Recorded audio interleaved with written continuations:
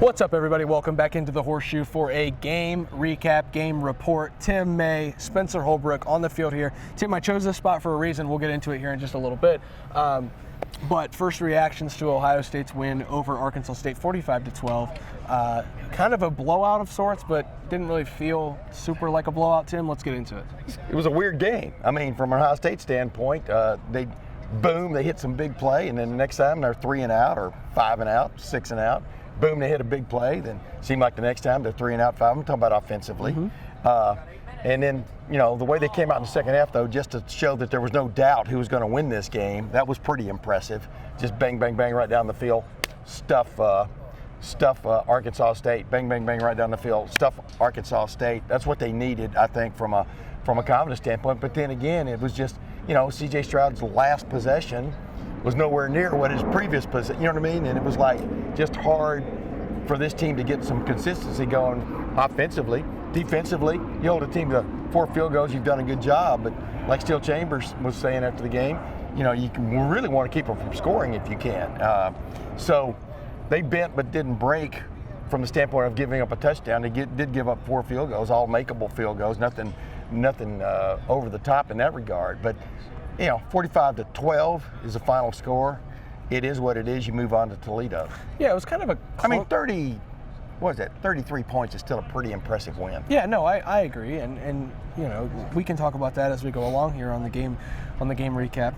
So I'm not picking anymore, though. I'm not interrupting you, but I'm not picking anymore anything because I thought they'd at least cover today. I think the final over-under was 44. Yeah, no, the final spread was 44.5. Yeah.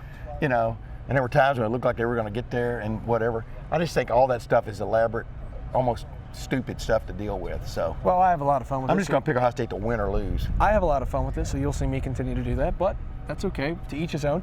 I didn't say you couldn't. I thought it was a clunky game, Tim. Really. Clunky is a good word. So you have C.J. Stroud throwing for 354 yards and 4 touchdowns. That's impressive on its face, but there were drives where he did not look comfortable, and the Ohio State offense looked discombobulated, disconjointed, whatever you want to say. Correct.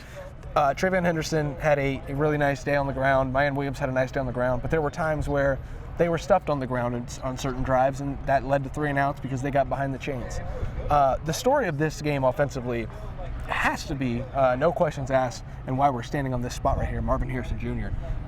This guy is unreal, and I know C.J. Stroud has to get him the ball, but Marvin caught a over-the-shoulder go route here and ended up getting tackled. I picked this spot because it's one of the spots where Marvin Harrison was tackled because he wasn't tackled very often today. I thought you picked because the 18-yard line's right there and he wears 18. Well, we'll just go with that then.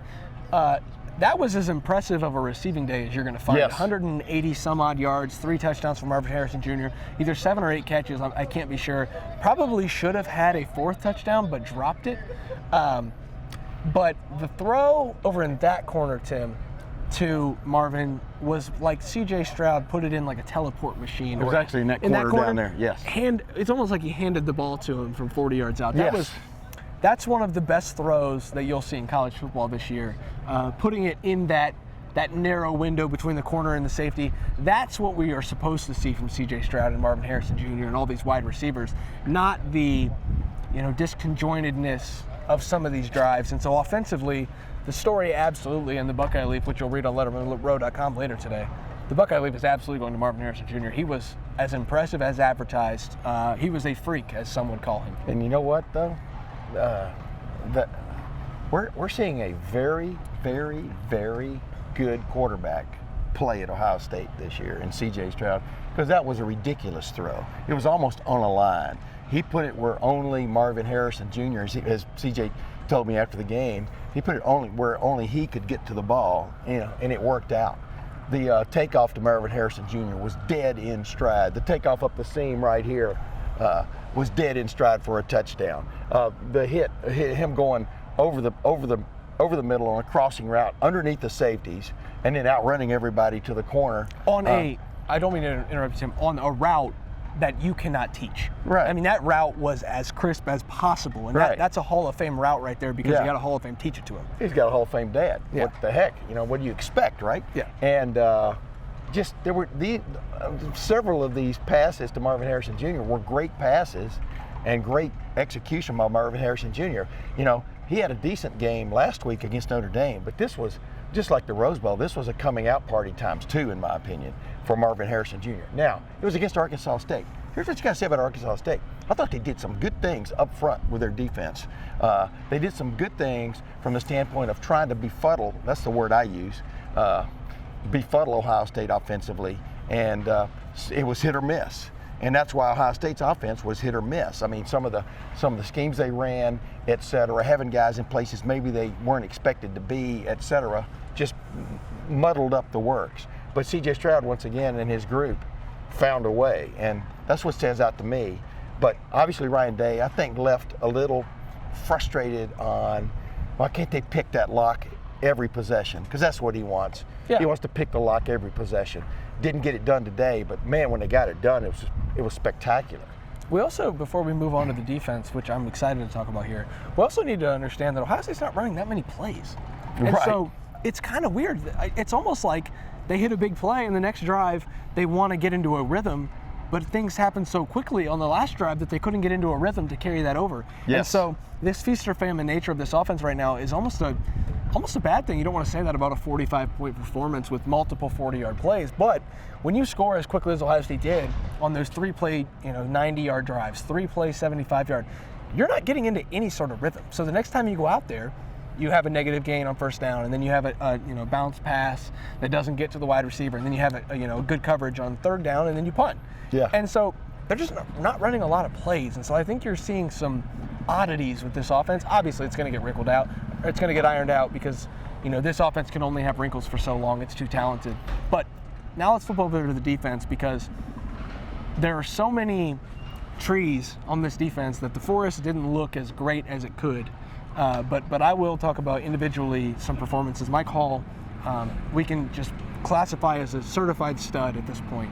JT Tuimoloau, certified stud. He is, as advertised, as good as we thought he was going to be. A couple other guys in that secondary look really good, and then you just got this head scratchers, man. Like Tyleik Williams does not look like the same player as last year, early this season. Denzel Burke absolutely does not look like the same player that we're used to seeing in that cornerbacks room. So it's just it's a little odd on defense too, Tim, right now, just to try to grade out what these guys are doing. I liked, for example, what Mike Hall brought to the party again today. He made 2 huge stops on different drives. And of course, he got banged up. It looked like he might have gotten popped or kicked in the head, when he stayed down and then left the game and didn't come back there in the second half. I saw him, kept watching him on the sideline. He just kept moving, doing this, working his neck, things like that. We might get an update, we might not. How that goes with injury situations at Ohio State. But, Denzel Burke, when you play the corner, you're going to have some tough times.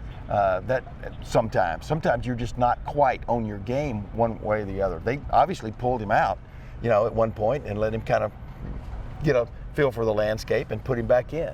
I thought J.K. Johnson played pretty well, for example, today. Given the circumstance. Given the circumstance. But, it's not a head scratcher, because I've been on the Josh Proctor, I don't know if you call it bandwagon, but I've been promoting Josh Proctor just every chance I could for the last several years, because I just think he is a happening waiting to happen.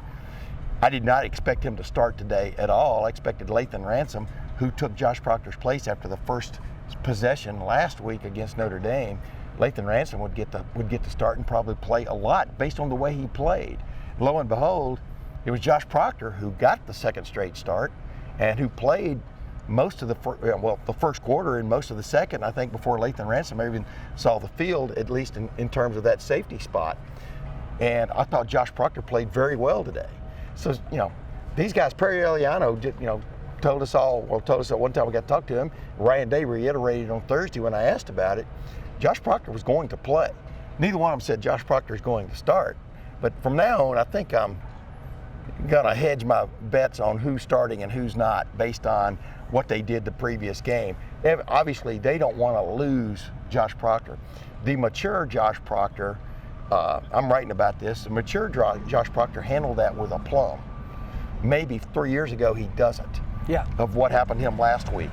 But he, in my opinion, I thought he delivered and played extremely well today. Ronnie Hickman played extremely well today. Tommy Eichenberg backed up what he was doing. Steel Chambers comes through a seam and gets a big stop, in that the first part of the second half flurry when Ohio State took total control of the game. And so that's kind of what I saw defensively. You're not always going to stop. I think this was a decent little team that they played today. It's an in my opinion. It's an improving team. Well, improving based on what? I mean, last year, yeah. But I'm just saying, what I watched, the way that team played, they played hard, got after it, and had a pretty good plan on offense when they actually got to some plays. So it is what it is. Tim, I think the lesson learned here from this Josh Proctor situation is when Jim Knowles, and I wrote about this Thursday and into Friday in Lettermen Row, when Jim Knowles says that he trusts his defense, believe him.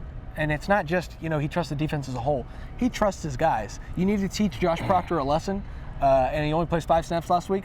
You trust him to put him back on the field again and prove himself again, so that confidence is there, so both he and Lathan Ransom are playing their best football heading into Wisconsin in a couple weeks. You trust Denzel Burke, even if he gives up a couple plays, then you pull him off to the side, you talk to him about what's going wrong, he's not having his best day. Well, guess what? You put him back on the field, even though it's a blowout, to make him, get that confidence back up. When Jim Knowles says that he trusts his players, you're seeing it play out, folks, in real time. You're seeing Cody Simon struggle a little bit last week against the run. What's he do this week? I thought he had a really nice day. You see Tanner McAllister, who a lot of people wondered, is he going to be on the same level talent-wise as some other guys in that safety room? Starting to come on, play to the level of the rest of the guys in that room. Everybody on this defense, Zach Harrison's starting to play better. I know he doesn't have the sack stats everyone wants him to because, everyone wants to compare him to Chase Young. That guy's really good against the run. I'm just telling you. There are guys that you can see the trust being built by Jim Knowles, so they are playing confidently when they need to. And so I think that is the lesson learned here from the Josh Proctor and Lathan Ransom situation. Lathan Ransom's not going to lose that confidence at all, whether he's on the sideline or not. Josh Proctor may have if he didn't get to play a lot today, and it was important to get him on the field. Yeah. My defensive play of the game today was on that 4th and 1. Arkansas State decides to throw the ball, and I think it was Mike Hall came clean and sacked the quarterback, as opposed to sack the running back. Sacked the quarterback, and boom, Ohio State's off the field there. And then my offensive play of the game, it was definitely the Marvin Harrison Jr. catch down at the corner of the goal line, at the corner of Goal Line Road and Sideline Avenue. I mean, what a great just play that just stands out as these are two difference makers on this team, and they both delivered. And yeah, it was against Arkansas State. I go back to this. I think Arkansas State's better than a lot of people gave them credit for going into this game. But those same odds makers had Ohio State, over under whatever it was last week, being outrageous against Notre Dame. They were wrong then too. So, and we saw Alabama in a dogfight with unranked Texas today at unranked Texas, but pull it out in the final analysis. I'm not sure who had the more impressive win today. Well, Tim, I will tell you one thing about those. Ohio State beat an unranked 1-0 team too. I will tell you one thing about the odds makers that they did get correct is that the over/under on this game, the total was set at 68.5. It went under, but it went under at 67, or no, at 57. Yeah. And so that's it's a little under. But that's a lot under. But Arkansas State scores one of those touchdowns. You're talking about pushing that. So yeah, but if Ohio State scores again, they're not completely. Marvin Harrison in the Jr. dark. holds on to that pass at the goal line, like you talked about earlier. They off always to the races. They always know something, Tim, and we always try to know a little bit here on the game recap. I don't think they've known that much the first couple of weeks. I'm not impressed by the odds makers in terms of what they've seen, what they've predicted for Ohio State the first couple of weeks. Let me just leave it at that. Folks, the greatest rivalry in sport is Tim May versus Las Vegas. We're seeing that play out here. I love my money. I don't throw it away. Ohio State is now 2-0 heading into a matchup with Toledo, which is going to be in prime time under the lights here at Ohio Stadium. But that's next Saturday. This was this Saturday. Ohio State 45, Arkansas State 12. Incredible performance by, I would say, C.J. Stroud, a little rocky.